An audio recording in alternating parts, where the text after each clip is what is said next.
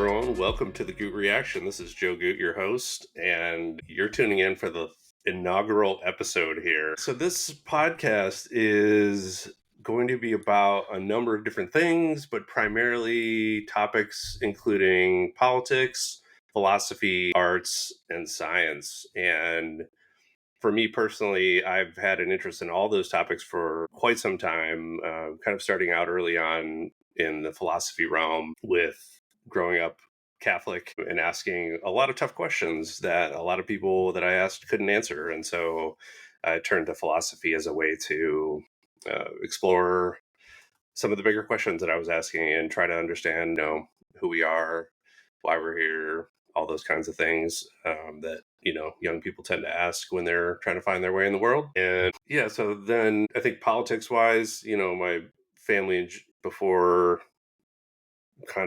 college wasn't very political, but something that I had an interest in. My extended family was fairly political and would always share those kind of forwarded emails that are just filled with absurd conspiracy theories and a lot of interesting things that you never really thought your grandfather would be emailing you. In terms of arts, the arts, that's something that has always been a part of my life. I've been drawing, coloring, painting, sculpting since I was a little kid, and my parents always encouraged me to explore that. And so I've always been an appreciator of the arts, and then as soon as I could, an participant in the arts. And so to this day, I still do a lot of painting and drawing and digital work, animation, and things of that nature. So that's something that's always fascinated me. And then also then combining sort of philosophy and the arts, especially, is an interesting intersection that I would love to explore on the show at some point. And then science, I think that just comes down to using logic and reason and a sound method for determining truth. So for me, it's about finding the truth wherever it leads, even if it's something that I don't want to believe or maybe struggling with. I think the scientific method and science as a whole is the best way that we have as humans to determine the truth. So that's why I'm not religious anymore. I consider myself an agnostic atheist, and I lean heavily on science. And I think there's just so many things that are awesome about that. I know science is a really broad topic, but in terms of what that brings to the table and what that offers for us to discuss, I think science is a very deep and broad subject to mine over time. So yeah, so basically picking apart lots of different ideas across politics, philosophy, arts, and science. That's going to be the main focus each week. Really, this show idea was modeled after conversations that I had with, a friend that I've known for almost 40 years. And if you hear me say my main man from the Midwest, that's who I'm talking about. So he's been, one of my best friends for a really long time. I moved to the West Coast about 13 years ago, and we weren't talking quite as much there. Just life got in the way. Just things happened, and not living in the Midwest anymore. We didn't talk as much, and then he kind of reached out and said, "Hey, I miss our chats. I think we talked about a lot of cool things, and let's get that going again." So we just picked right up where we left off, basically, and that's what we wanted to capture on this show, and essentially capture that same vibe of just going down a lot of crazy rabbit holes, talking about some really interesting things, having a lot of fun with it. And sometimes 2-3+ hours can go by in a conversation. We try to talk weekly, and so that's why we want to try to capture the same energy, the same passion, excitement, and intellectual stimulation on the show. And so, yeah, so I'm going to pass it over to my main man from the Midwest and let him say a few words. Hey everyone, there's not a whole lot more to add to that. I think that was a good intro. I think you set up the context for our conversations real well, and look forward to continuing on this format. And hopefully, like you said, people are interested in what we have to say, and we'll tune in. Yeah, right on. So another thing that I should mention is that we have a Substack that I've started fairly recently, a little bit earlier this year. The idea was that I've been, again, following a lot of these subjects for quite some time, especially politics, for example, pretty closely, watching a lot of YouTube videos, digging into in-depth articles, really just getting into the commentary world. And I thought, why not take some of the things that we discuss in our weekly conversations and turn them into articles, explore them in more depth on the side for me. And so the gootreaction.substack.com is where I'm going to be putting a lot of articles that either come from kernels of ideas that we discuss or come first and then give us some ideas to discuss on the show.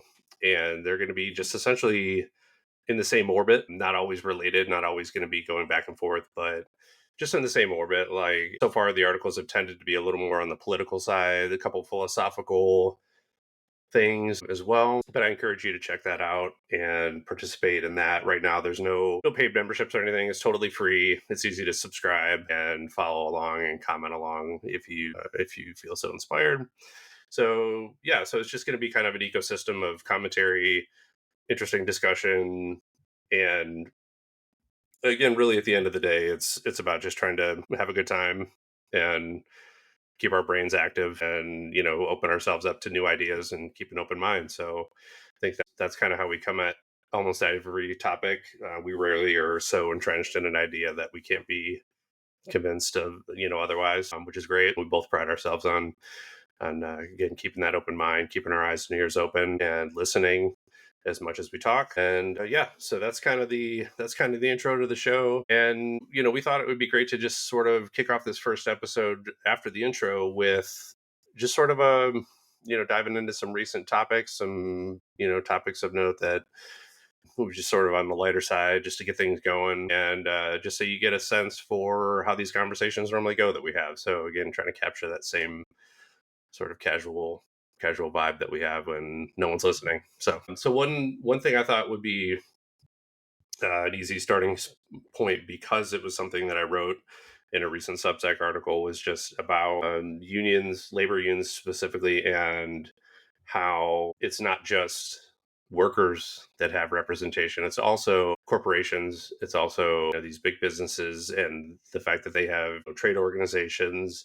and professional groups, the American Petroleum Institute, the Chamber of Commerce, et cetera, et cetera. The chemical companies have their conglomerates of industry groups representing them.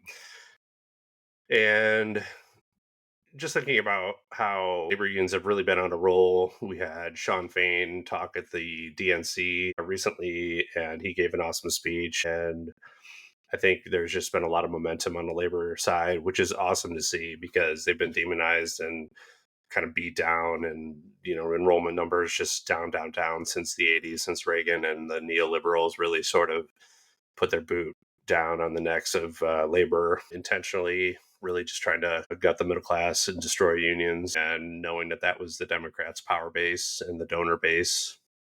So yeah, so it's good to see the momentum there. And also just again kind of pointing out the fact that these big corporations also have unions. They're trying to make it seem like unions are evil and corrupt and the problem. They want more wages, they want all these unrealistic things, and they're fighting for their membership, of course. But it's bad. That's what's causing inflation. That's what's all the things that are wrong with capitalism, is unions organizing and demanding higher wages and stuff, and things that they don't deserve, which I think is just absurd. While they're speaking out of that side of their mouth, they're also organizing themselves and spending hundreds of millions of dollars in political campaigns, lobbying, donations, bribery, just flat out bribery, basically. And so we get to come at people, come at the public, to demonize unions on that side, but then also essentially having their own quote unquote unions of their own, I think is just pure hypocrisy, and again, not surprising coming from big business and the guys behind, the billionaires behind the scenes pulling the strings. But yeah, I thought that was an interesting topic, so I wrote something about that in my Substack, and also took a little poll on it. I have to check that and see how many people responded. I still have a pretty small subscriber base, so even if 100% of my subscribers responded, it would still be a really small sample size at this point. But just trying to get a sense for, do people think, do unions spend more on political advertising and political influence, or do the big businesses spend more through their trade organizations. So that was the question there. So any thoughts on that? Yeah, a few. It was an interesting topic. I did read or I did check out what you put on the Substack there. Mm-hmm. It's kind of we could go a few different places with this. I always think though, at its core, people forget how much the unions did for this country. Now, any institution, any idea can always be taken too far, can be taken to an extreme, and that's always the criticism of unions, right? That they're too powerful, they demand too much of this, they demand too much of that. But unions really, we have a lot to thank unions for in today's workplace. And this was something I was thinking about a while ago. I don't remember if we talked about it or not, but I mean, if you think about a timeline of things, and listen, I'm not a historian, I might not get everything exactly right here, but slavery ended in 1865, the end of the Civil War. But then up until and through the Industrial Revolution a bit, we had like endless work weeks, low wages, no weekends off, child labor. And what really put an end to that, which was you could basically call, just to a large extent, like people will probably react to this, but I'm going to call it like pseudo slavery, in that you're no longer doing it for free anymore, but you don't have a lot of say in the matter. You're, like I said, almost endless work weeks, and people collectively said, hey, we don't want to do that anymore, right? We want some power in this equation, and unions gave that to us, so I think we've got a lot to thank them for, and we forget what exactly they do for us. And we say a lot too, every issue and topic kind of has a pendulum swing to it. Well, it swung that direction for a while. We had Scott Walker in Wisconsin and the whole right to work idea and killing unions, and turns out that wasn't working out so well for people. And now you have it swinging back the other way, where, like you said, Shawn Fain and the UAW was able to get some significant improvements in their last contract. And what were some of the immediate things that happened after that, right? Toyota, Honda, some of the non-UAW shops turned around and followed suit with the same benefits, because they didn't want to lose employees now to the really good deal that the United Auto Workers had worked out. So it only makes sense that the profiteers and the powerful are going to try to stomp on that and make sure it doesn't work for the people. Yep.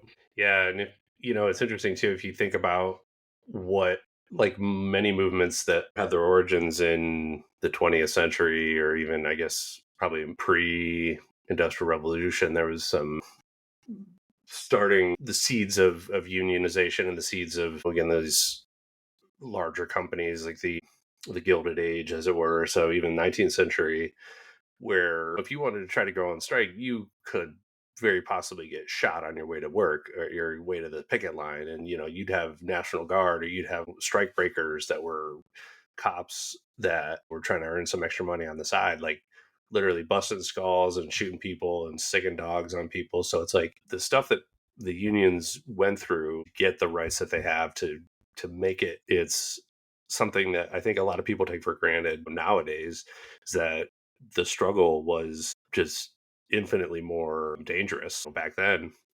And yet, they were they were willing to do that because they were also just as likely to die on the job, depending on what they were doing. Or they didn't want to send their teenage son to a meat packing plant to do an extremely dangerous job, even though they needed the money. They're like, hey, this is just not right. And so, or if it's going to happen, if we need to do that, if we need to have our child work, at least have some safety conditions, at least have some protections, at least have some, pay them a decent wage, that kind of thing. So, but they had to risk their lives a lot of times to make that happen. So I think that's at least something that never want to forget how difficult the struggle was. And that's all under attack again, though. Yeah. Send the kids back to the meatpacking plants. Yeah, that's true. That's happening all over the place. Arkansas with Sarah Huckabee Sanders, Governor Sanders, signing a law that, with the kids surrounding her at the table when she's signing this law, making it easier to get kids back into dangerous jobs. And these kids just look miserable.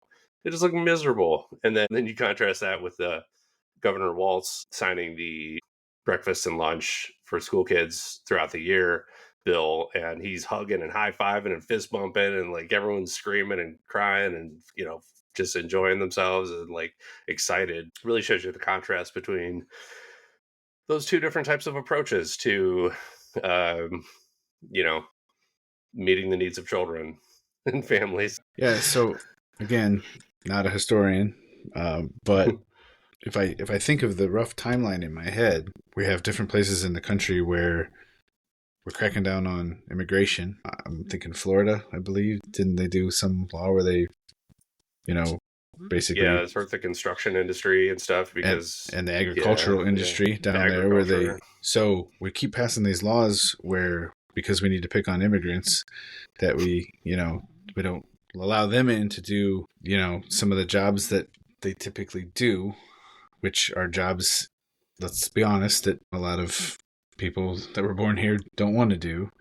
And so we can't, the people that start making those decisions and passing those laws also seem to be the ones that don't ever want to admit they were wrong about anything. So now we got to make up for that labor shortage. So where are we going to turn those same precious children that are, when there's a certain argument on the table, it's all about the children, and then that's so they can be cheaply paid labor in dangerous jobs at the ages of 14. That's why we have to not abort them so that they can go injure and maim themselves on the job 14 years later, 12 years later, 10 years later. Yeah. Well, and also let's pass laws. Real quick. Yeah, go for it. Yeah. Oh, I don't want anybody to take that abort them comment the wrong way, right? I mean, that's their argument. We have to. Right. So, anyway. Yeah, we need to encourage all the babies that we can, kind of thing. Yeah. I was just thinking it's funny because then they'll also pass laws that say you can't have certain books in the library. Like we don't want a 14-year-old reading about two lesbians kissing or a trans character existing. But hey, send them into a meatpacking plant, put them in front of a bandsaw, and have them, chop up beef carcasses all day long with little to no protections for themselves. And don't pass any laws that will keep them from getting shot in that same school where you won't allow them to read that book. Right. Yeah, it's more important to regulate the books than the guns. So yeah. Another thing, I guess, just on the kind of the newer news front, I don't have the polls in front of me, but I was seeing some information earlier today that I think the ABC Ipsos poll that was talking about just net favorability, just a huge gap. And this is, again, not shocking at all, but a huge gap between VP candidates, Walz and Vance. I think something like almost a 25-point spread in favorability for those guys. And then a significantly large spread in favorability between Harris and Trump as well, with Harris leading pretty significantly with Trump at a negative number and Harris at a positive number. So it's almost, if I remember right, it was something close to high teens, or low 20s for her as well.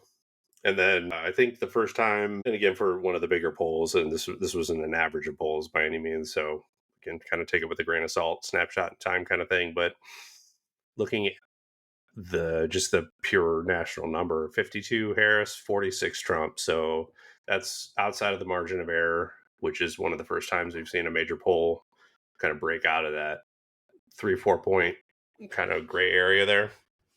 And so again, that wasn't too shocking because we knew that there would be likely a bump from the DNC.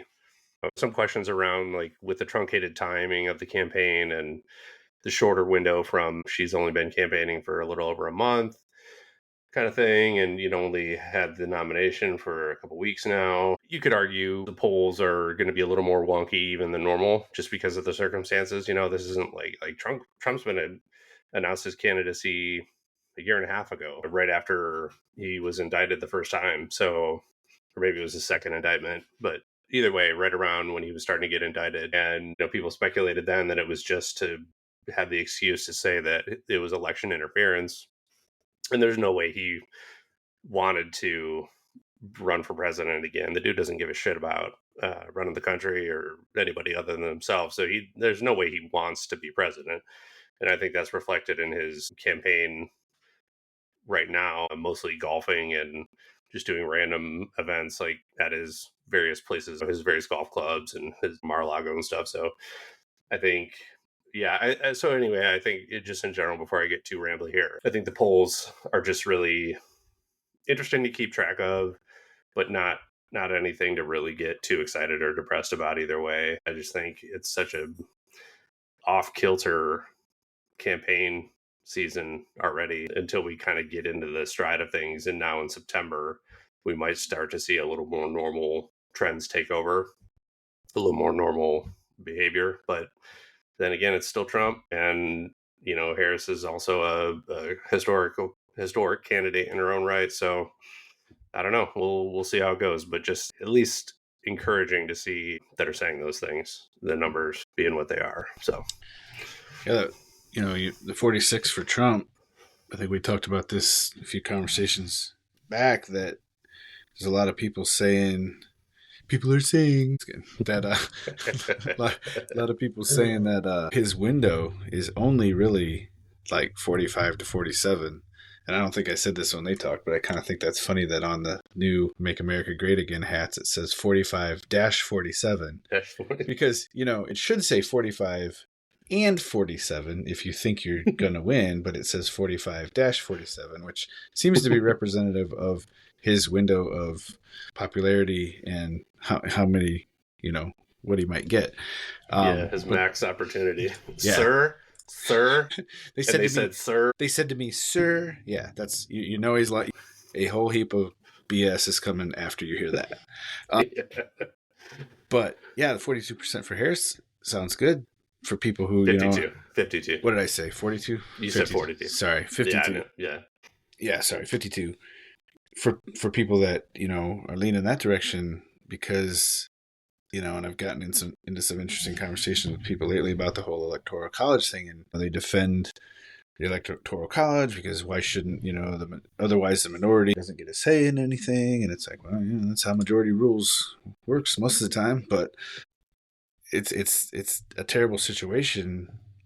I think that the line is not at 50%, right? The line is at 52-ish%, or because of the electoral college. And so let that number keep climbing a little bit more here. And a lot of what you hear too is that these numbers don't surprise me, because so much of what you heard is people who didn't like Trump, didn't like Biden, felt like they were in no man's land. And it sounds like that almost has completely shifted to Harris. There's some people out there, that's why I said almost, that feel the opposite, but I don't know. I feel like Trump's been around so long. You either like him or you don't at this point. I don't know what Harris is going to come out and say that's going to make you go, well, I don't know if I liked Trump before, but I do now. You know what I mean? Maybe that's there is something for some people, but I'd be interested to hear what it is for any one individual. But I think I'm just going to break in for 1 second, because I think the only thing in that case is not necessarily about Trump, but it's about his agenda / policy. So the Project 2025. And I think that's why he's running from that so hard, because he knows that's maybe the only thing that people are undecided about, because they just didn't know about it before. But that's not pushing people that direction. That's what I'm saying. No, it's not pushing people to him. Yeah. So, right. So that's his biggest risk in terms of losing people that haven't already decided, or that were like, oh, okay, I'm okay with Trump, but oh wait, what's this? What are all these policies that are in this book and blah blah blah? So I would just say quickly that's like his biggest risk in terms of losing people that had already been okay with him for whatever reason. Yeah.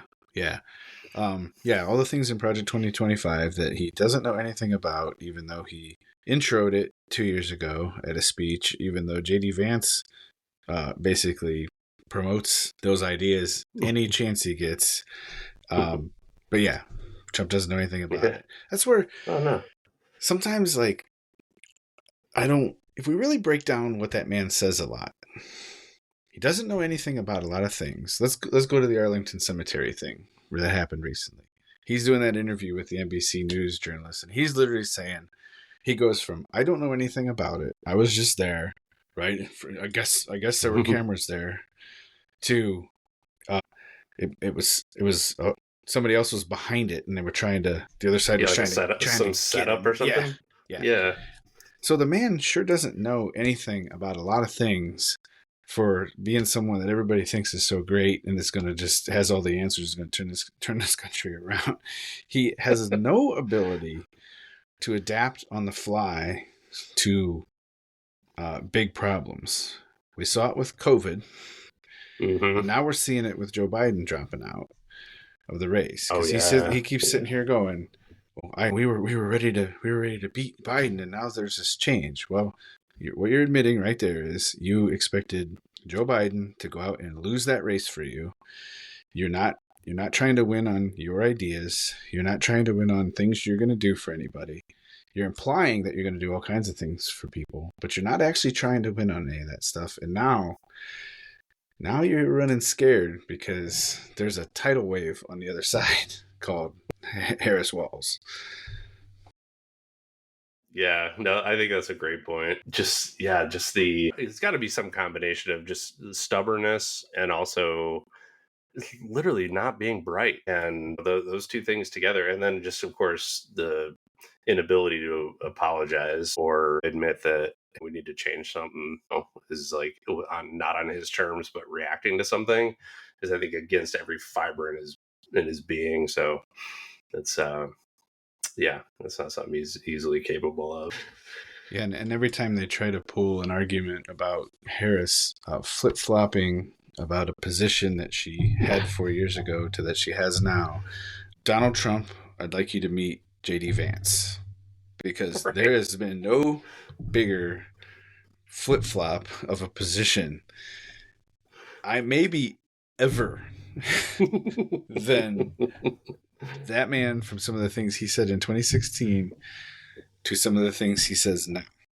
Yeah. And the only thing, and so I find it hard to believe that it's actually a genuine change of heart. So I think in one of the two times he's lying. I just have to think so. But I mean, I guess I don't know what's in his heart, what's in his mind, but it feels like one of the two has to be a lie. Yeah. And if he was lying back then, well, one, why would he do that? Right. What's he has to gain by that? Yeah, he wasn't even running for office or anything then. Right. Or he's lying now. And it seems like he has a lot to gain from lying now. So again, I'm not calling him a liar. I'm saying I suspect that one of those things was not true, either in 2016 or now. But I don't feel like it was a actual change of opinion, because some of the things he said in 2016 were some of the most accurate things ever said about. And quite eloquently said as well. You know, that was the writer in him coming out and being like, all right, I'm going to poetically annihilate this buffoon. Yeah. No, yeah, I think that's funny. I would also say Donald Trump, meet Donald Trump, who was also a huge flip-flopper on a number of things. I mean, the dude's in his abortion stance, for example, you know, used to be just more of a liberal guy anyway.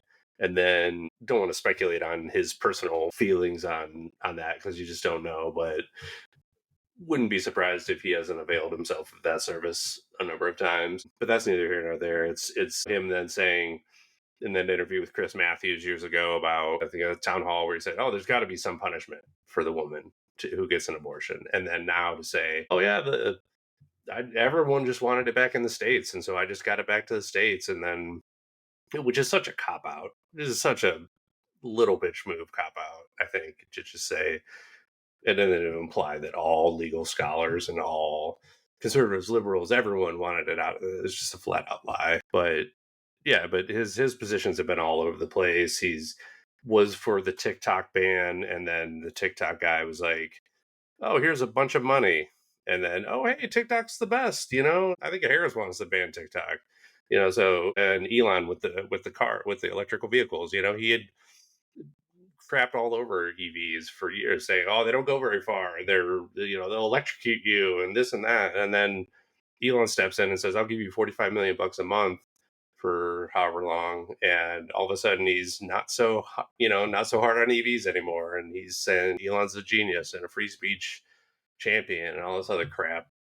It was like, yeah, but that leads me to how much of a double standard there is in the media. And everyone likes to say, "Oh, the liberal media, and their mainstream media is all about protecting liberals and, pushing their agendas and making them look good and all this." And it's like, well, why did Biden get a million times more scrutiny on mental and physical fitness than Trump did, even though Trump was literally melting before our very eyes as well? And then why is Harris getting all this scrutiny on her positions, where her positions have evolved? So you might, uncharitably say flip flop on certain things, but that's very common when you go into a campaign further one way or the other. If you're a Democrat, you go further to the left in the primary, and then you move to the center for the general. That's so common, it's not even worth noting when someone does that. But then the fact that she's getting all this scrutiny, and yet you've got Vance and Trump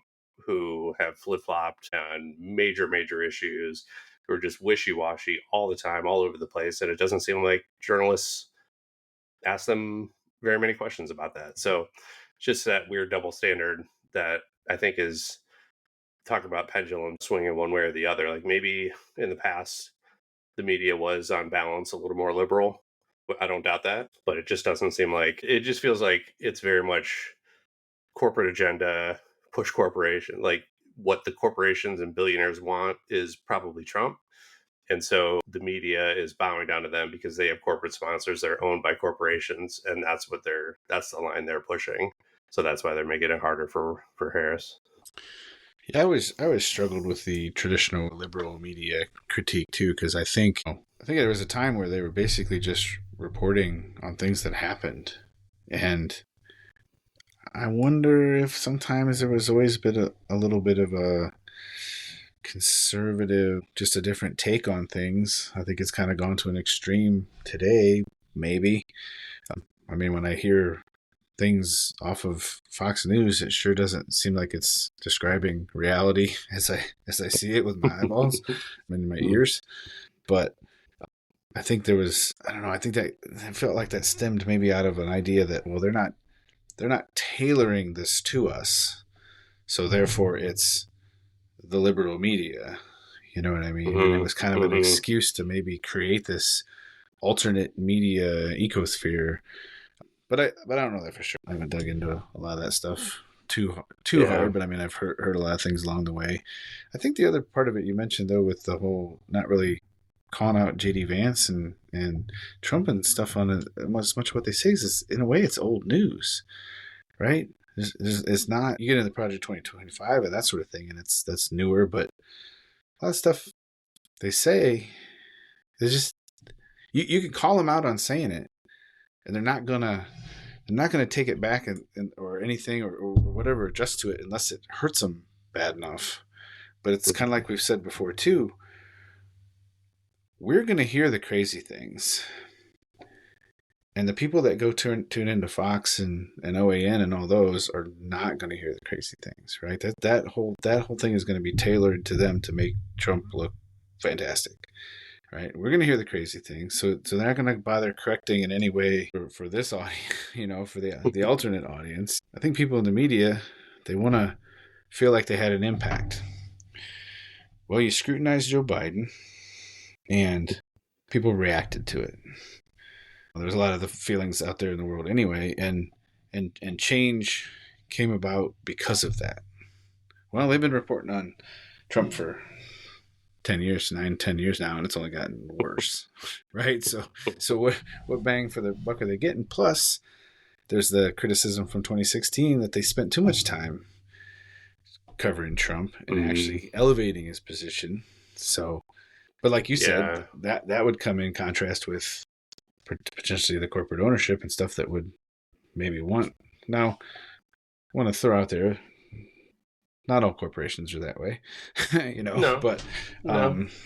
the tendency is probably there to, when he says he's going to cut your taxes, probably like the sound of that. Yeah, I would say it's pretty fair to say corporations as a whole, because they are people, as we know, they would lean conservative. I think mainly, if for nothing else, the tax and regulation aspect of it, where, for example, Trump has said that he wants to slash regulations and make these tax cuts permanent and extend to other parts of the tax cuts, and really, which when he did that in 2017, I believe, roughly 85% of the benefits of those $1 trillion tax cuts went to the top 1%. So, if that tells you anything. So, all right. Well, I think we got some good discussion in here today, and this should hopefully give you a flavor of how this is going to go on most weeks. Other weeks, we're going to have more prep, more research. I think a little more of a structure to the show. Other weeks, we're going to hopefully have guests on, and that we'll have some cool, fun other people to join us. And so we'll just kind of see week by week how things go. And again, we're going to kind of marry this with the Substack, the gootreaction.substack.com. So yeah, that's I think that's a great place to stop for this week. And so again, if you happen to hear this and you like what you hear, please drop a review or a rating wherever you find us. That'd be great. And all right, we'll talk to you all next week. Take care.